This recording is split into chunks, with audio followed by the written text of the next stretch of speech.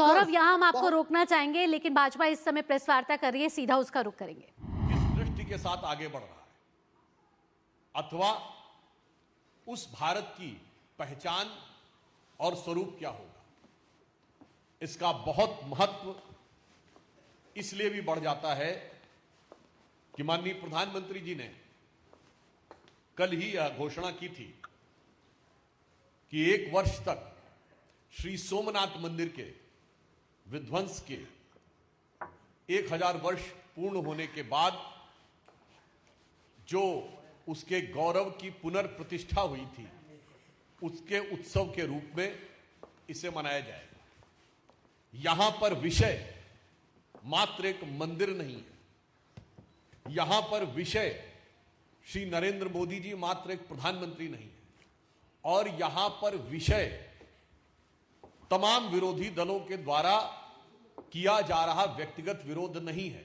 यहां पर विषय यह है कि भारत का स्वरूप और भारत की पहचान और विकसित होने के बाद भारत की पहचान क्या होगी। इस संदर्भ में मैंने आज कुछ विषय आप लोगों के संज्ञान में एक्स पर पोस्ट करके लाए थे। यहां पर मैं स्पष्ट करना चाहता हूं कि भारत के प्रथम प्रधानमंत्री श्री जवाहरलाल नेहरू जी से हमारा कोई व्यक्तिगत विरोध नहीं है। जो विरोध है वो सैद्धांतिक और व्यवहारिक है। जैसे श्री नरेंद्र मोदी जी एक व्यक्ति नहीं है, एक अधिष्ठान है, उसी प्रकार जवाहरलाल नेहरू जी एक नेता नहीं है, बल्कि एक विचार के प्रतीक हैं। और वो विचार भारत के लिए कितना भयावह और खौफनाक था, और उसके उस असली चेहरे के ऊपर कितना बड़ा पर्दा डाल के रखा गया था, वो आज जानने की आवश्यकता है। जैसा कि आप सबने देखा होगा कि बहुत ही दुखद बात है कि अप्रैल 1951 में जवाहरलाल नेहरू जी पाकिस्तान के तत्कालीन प्रधानमंत्री को पत्र लिखते हैं, और उल्लेखनीय बात यह भी है कि लियाकत अली जो पाकिस्तान के फर्स्ट प्राइम मिनिस्टर बने, यह अंतरिम सरकार में, यानी 1946 2 सितंबर को जब नेहरू जी प्रधानमंत्री बने थे तो उनके वित्त मंत्री थे, और बजट उन्होंने प्रस्तुत किया था अंतरिम सरकार का। और इस बात का उल्लेख प्रणब मुखर्जी जी ने अपनी 2009-10 की बजट स्पीच में भी किया है। उनके लिए लिखते हैं माई डियर नवाबजादे, यानी वो डियर भी हैं और नवाबजादे भी हैं। सम्मान से अभिभूत होकर वो ये कह रहे हैं कि मैं ये बात स्पष्ट करना चाहता हूं कि जो सोमनाथ का मंदिर में हो रहा है वो बिल्कुल गलत है, उसको लेकर कोई प्रचार दुष्प्रचार नहीं करना चाहिए। और इसके अलावा उसमें एक लाइन वो कह रहे हैं जो मैं आपके सामने रिपीट करना चाहता हूं, the story of the gates of Somnath temple being brought back to India from Afghanistan is completely false and there is not an atom of truth in it. तो साहब वो ये कहते हैं कि जब महाराजा रणजीत सिंह ने काबुल जीता था तो उन्होंने सबसे पहले सोमनाथ के उन दरवाजों को मांगा था कि वो कहां हैं। ये पूरी तरह फॉल्स है। There is not an atom of truth in it. अब मैं कोट करना चाहता हूं खुद कांग्रेस सरकार के द्वारा आधिकारिक रूप से published Maharaja Ranjit Singh by L S. Bakshi, page number 15, publish by ministry of information and broadcasting, New Delhi in 1992। सरकार कह रही है कि Ranjit Singh made no distinction between the Hindus and Sikhs among their subject when the combined forces of East India Company and Ranjit Singh defeated Shah Shuja in Kabul। आगे ध्यान दीजिएगा, जब उन्होंने काबुल को कैप्चर किया, one of the term inserted by Ranjit Singh ji in the treaty that followed was the doors of Somnath temple plundered by Mahmud Ghazni should be returned to India। अब महाराजा रणजीत सिंह सही है या पंडित जवाहरलाल नेहरू जो लियाकत अली की खिदमत में उनकी मिजाज पुरसी में लगे हुए हैं, वो सच बोल रहे हैं, या भारत सरकार के द्वारा 1992 में इंफॉर्मेशन ब्रॉडकास्टिंग मिनिस्ट्री के द्वारा पब्लिश्ड बात सत्य है। यहां पर विषय ये नहीं है। यहां विषय ये है उसकी आज की प्रासंगिकता क्या है, यह भी आपको समझने की आवश्यकता है। फिर जो दूसरा उल्लेख है, आपने देखा होगा उसमें के.एम. पणिक्कर, जो उस समय कम्युनिस्ट चाइना में कम्युनिस्ट मानसिकता के थे, चीन में हमारे राजदूत थे, उनको लेटर में लिखते हैं कि नहीं नहीं ये सब बिल्कुल गलत है। अगर आप में से किसी ने जाकर किताबों में पढ़ा हो कि पणिक्कर ने जो लेटर नेहरू जी को लिखा था, उसमें यह भाव था कि भाई चेयरमैन माओ को कैसा लगेगा ये पता लग के, गजब है साहब, धर्म को अफीम मानने वाले माओवादियों के प्रति क्या अनुराग है और मुस्लिम लीग के प्रति कितना नजदीकी और अजीज मिजाज है, और हिंदू मान बिंदुओं के ऊपर गिरती हुई गाज है। और यह मानसिकता आज भी यथावत है। जो प्रियंका गांधी जी ने कहा था ना कि एक बार जो कहना है कह लो भाई, बार बार क्यों कहते हो। मजे की बात यह है, खानदान तो लगातार है, हमसे कहते हैं बार बार क्यों है। तो वहां बताना चाहता हूं, जो मानसिकता उस समय थी वही मानसिकता आज दिख रही है। मुस्लिम लीगी मानसिकता से प्यार, क्योंकि गठबंधन है, और माओवादी चीन की कम्युनिस्ट पार्टी से करार, और सनातन हिंदू धर्म पर भीषण प्रहार। जो तब था वही अब है, जो तब हो रहा था वही आज हो रहा है। इसलिए इसकी प्रासंगिकता और मानसिकता बहुत गंभीर है। अब यहां पर मैं एक और बात कहना चाहूंगा, हो सकता है किसी को बहुत प्रॉब्लमेटिक लगे। सरदार पटेल को कोट करते हुए भारत के बहुत प्रख्यात पत्रकार दुर्गादास जी ने, जिनकी बड़ी प्रसिद्ध किताब है India from Curzon to Nehru and thereafter, और उनको पद्म अवार्ड भी मिला, डाक टिकट भी उनके नाम पे जारी हुआ, पत्रकारिता में भारत के स्तंभों में से एक माने जाते हैं। उन्होंने अपनी book India from Curzon to Nehru and thereafter में पेज नंबर 240 पे लिखा है, Patel said that his principal anxiety was to save India from the chaos by countering Anglo-Muslim aggression. And the opposite direction, Maulana Azad, यह वो कह रहे हैं, हम नहीं कह रहे हैं, Maulana Azad is more concerned and worried about the Muslims. और आगे कोट अनकोट में, I am quoting Curzon to Nehru and thereafter, Durgadas quoting Sardar Patel, Jawaharlal is the only nationalist Muslim today. Patel added that Nehru was unduly amenable to Mountbatten's influence, as always leaned on someone. He was under the Bapu's protective wings and now he is leaning on Mountbatten. Page number 240, India from Curzon to Nehru and thereafter. हम नहीं कह रहे, अब चलिए ये तो किसी दूसरे ने कहा। Now I am quoting a book जिसमें नेहरू को कोट किया जा रहा है। The source is Stanley Walpole Nehru, A Tryst with Destiny, Oxford Press, 1996। जो कोट कर रहा है जॉन केनेथ गैल्ब्रेथ, जेके गैल्ब्रेथ, जो सबसे लंबे समय तक नेहरू जी के टाइम में भारत में अमेरिका के राजदूत रहे। उससे वो कह रहे हैं कि नेहरू स्वयं कह रहे हैं, गैल्ब्रेथ, I am the last English ruler of India, Prime Minister Jawaharlal Nehru verily told American ambassador। मुझे लगता है कांग्रेस को इन सारी बातों को गंभीरता से लेना चाहिए था उस समय। आज तो दौर निकल गया, थोड़ा उन पे नोटिस भेजने चाहिए थे उन लोगों को, मगर ध्यान रखना चाहिए था कि बहुत सारी बातों का बड़ा अपेक्षित रिकॉर्ड भी होता है। अब मैं यहां कहना चाहता हूं, ऐसा नहीं कि कांग्रेस पार्टी में सभी लोग ऐसे थे। कांग्रेस पार्टी में अनेक नेता ऐसे थे जो भारत और भारतीयता की पहचान के लिए पूरी तरह कृत संकल्पित थे। सरदार पटेल के साथ साथ मैं कोट करना चाहता हूं के.एम. मुंशी जी, कन्हैयालाल माणिकलाल मुंशी जी, जो कि सोमनाथ मंदिर की उस आयोजन समिति के अध्यक्ष थे। उन्होंने अपनी किताब में लिखा, ये 24 अप्रैल 1951 को, और वो नेहरू जी को लेटर लिखते हैं और सोर्स है पिलग्रिमेज टू फ्रीडम।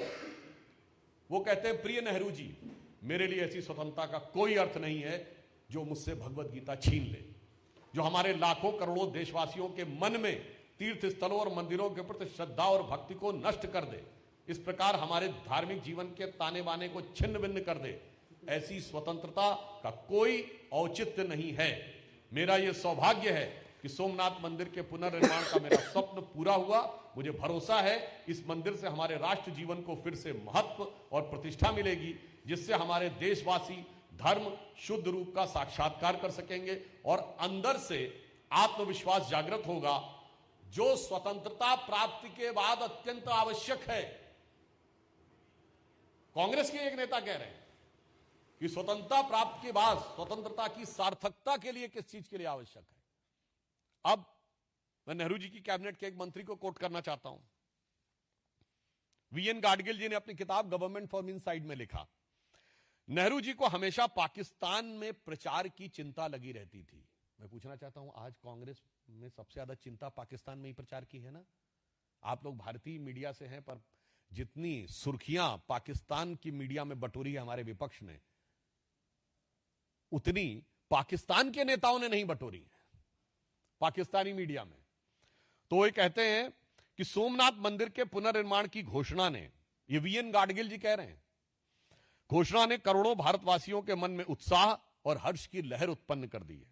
गाडगिल जी आगे लिखते हैं कि पीडब्ल्यूडी मंत्री के नाते मैंने नेहरू जी के आदेश पर कई मस्जिदों और दरगाहों की मरम्मत सरकारी खर्च पर करवाई है। अब बताइए साहब, उनका मिनिस्टर कह रहे हैं कि उन्होंने नेहरू जी के आदेश पर सरकारी खर्च से मस्जिदों और दरगाहों की मरम्मत कराई है, परंतु यदि मंदिर का निर्माण स्वयं प्रेरणा से भी हो रहा है तो उसमें जाने से परहेज करना चाहिए। मुझे लगता है कि यह दर्शाता था कि भारत की स्वतंत्रता के बाद भी मानसिक रूप से हम मैकाले की मानसिकता से भरे हुए थे। इसलिए माननीय प्रधानमंत्री जी ने जो बात कही है कि मैकाले की मानसिकता से अगले 10 वर्ष में मुक्त होना है, और मैकाले की मानसिकता का जो प्रभाव हमारी उस समय की सरकार और तत्कालीन प्रधानमंत्री जी पे था, जबकि कांग्रेस पार्टी के अंदर ही एक नहीं अनेक नेता, जिसमें मैंने 2 का नाम बनाया, के एम मुंशी, वीएन गाडगिल नहीं, पुरुषोत्तम दास टंडन, डॉक्टर राजेंद्र प्रसाद, के एम मुंशी, सी राजगोपालाचारी, सरदार पटेल, ये सब लोग इस विचार के थे, डॉक्टर संपूर्णानंद, परंतु उन विचारों को ध्वस्त करके उस मानसिकता का जो आवरण बना के रखा था, तो मैं कह सकता हूं भारत को मानसिक गुलामी से मुक्त करने का अभी भी अंतिम चरण बाकी है, जिसे हम लोग एक जमाने में एक पंक्ति बोलते थे कि उगा सूर्य कैसा कहो मुक्ति का, ये उजाला करोड़ों घरों में न पहुंचा। तो उसकी एक पंक्ति है, न संयम न निष्ठा न एकात्मता है, भरी है मनों में अभी तक गुलामी, वही राग अंग्रेजियत का पुराना, सुनाते बड़े लोग नामी गिरामी, प्रजातंत्र की धार उतरी गगन से, मगर नीर जन सागरों तक न पहुंचा, उगा सूर्य कैसा कहो मुक्त का, ये उजाला करोड़ों घरों तक न पहुंचा। इसलिए आज आवश्यकता है उस यथार्थ को दुनिया तक पहुंचाने की, भारत के उस आत्म गौरव को, भारत की उस शक्ति को और भारत की उस श्रेष्ठता को सम्मान देने की, जो संपूर्ण विश्व को मार्गदर्शन देना चाहती है, और इसके द्वारा भारत की अस्मिता भी अविभाज्य रहती है। जब आप श्री सोमनाथ के आगे श्रद्धा से सर झुकाते हैं, तो वही श्रद्धा का भाव आपके मन में उत्तर में अमरनाथ से लेके दक्षिण में रामेश्वरम तक और मल्लिकार्जुन से लेकर काशी विश्वनाथ तक जुड़ जाता है। और इतना ही नहीं, वही श्रद्धा का भाव काशी विश्वनाथ से आगे बढ़कर काठमांडू के पशुपतिनाथ तक, कैलाश मानसरोवर तक और पाकिस्तान के कटास राज तक जुड़ जाता है। यह भारत की अविच्छिन्न पहचान और अस्मिता का प्रतीक है। दुख की बात यह है कि आज कांग्रेस जिस प्रकार से उन चीजों का बचाव करने में रुकी है, भाई नेहरू की हर चीज तो आपने छोड़ दी, अब तो नेहरू टोपी भी आप नहीं पहनते, अब तो उनके नेता ने कुर्ता पैजामा भी पहनना छोड़ दिया है, कांग्रेस सेवा दल में भी कैफ हटा दी है, नेहरू की हर चीज छोड़ दी है, मतलब जात पात भाषा प्रांत सब कुछ पे तो आ गए हैं, तो भाई ये भी छोड़ दीजिए, काहे बचाव करने में लगे। तो इसलिए अंत में मैं सिर्फ ये कहना चाहूंगा कि वो लोग जो कहते हैं कि एक बार में बोल लीजिए, बार बार क्यों बोलते हैं। हकीकत में selected words of Jawaharlal Nehru का जितना पन्ना खोलिए वो पन्ना कुछ बोलता हुआ नजर आता है, और जो वो बोलता है वो दुनिया के सामने सच को खोलता है और उनके दिल को चीरता है। मानो पन्ना कांग्रेस से कहता हो कि बैठा हूं दिल में इतने राज छुपाए, जरा सा होंठ हिले तो दिल डगमगाए। और उसके बाद जब कभी ईमानदारी से कोई कांग्रेसी उन पन्नों को पलटता होगा तो मुझे लगता है कि उसको वो पुराना गीत याद आता होगा कि कभी खुद पे कभी हालात पे रोना आया, और जो बात निकली तो हर एक बात पे, या पन्ने पलटे तो हर एक बात पे रोना आया। अंत में मैं ये कहना चाहूंगा, आज देश को इसलिए याद दिलाने की जरूरत है। दुनिया में शायद बहुत कम देश होंगे जिनका 1000 साल की कंटिन्यूम हिस्ट्री दिख रही हो। श्री सबरीमला में 2000 साल से ज्योति जल रही है। कोई बहुत से ऐसे देश नहीं है, मेरे ख्याल से शायद ही कोई एक देश हो जहां 2000 साल का कंटिन्यूम दिखाई पड़ रहा हो। तो दो विकल्प हैं, एक तरफ वो विचारधारा जो ये मानती थी भारत कभी एक देश नहीं था, यहां एक देश के रूप में नहीं रह नहीं पाएगा, वो विचारधारा आज भी जो कांग्रेस में जीवित है, अर्बन नक्सल थॉट, जिसको कैसा भारत चाहिए, उत्तर दक्षिण में लड़ता हुआ भारत, भाषाओं में लड़ता भारत, प्रांतों में लड़ता भारत, जातियों में लड़ता भारत, और हर मुद्दे पे लड़कर बिखरता भारत। और एक तरफ प्रधानमंत्री श्री नरेंद्र मोदी जी के नेतृत्व में समस्त प्रकार की भिन्नताओं के बीच में एक भारत और श्रेष्ठ भारत के भाव के साथ विकसित होकर निखरता भारत। धन्यवाद।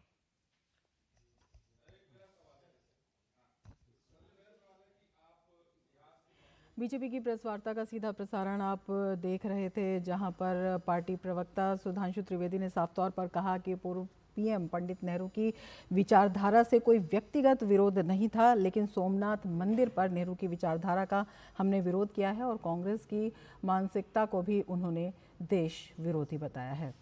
और अब खबरों में आगे बढ़ते हैं। भारत ने दशकों से आतंकवाद को प्रोत्साहन देने के लिए पाकिस्तान द्वारा अपने यहाँ प्रशिक्षण शिविर चलाने की आलोचना की है।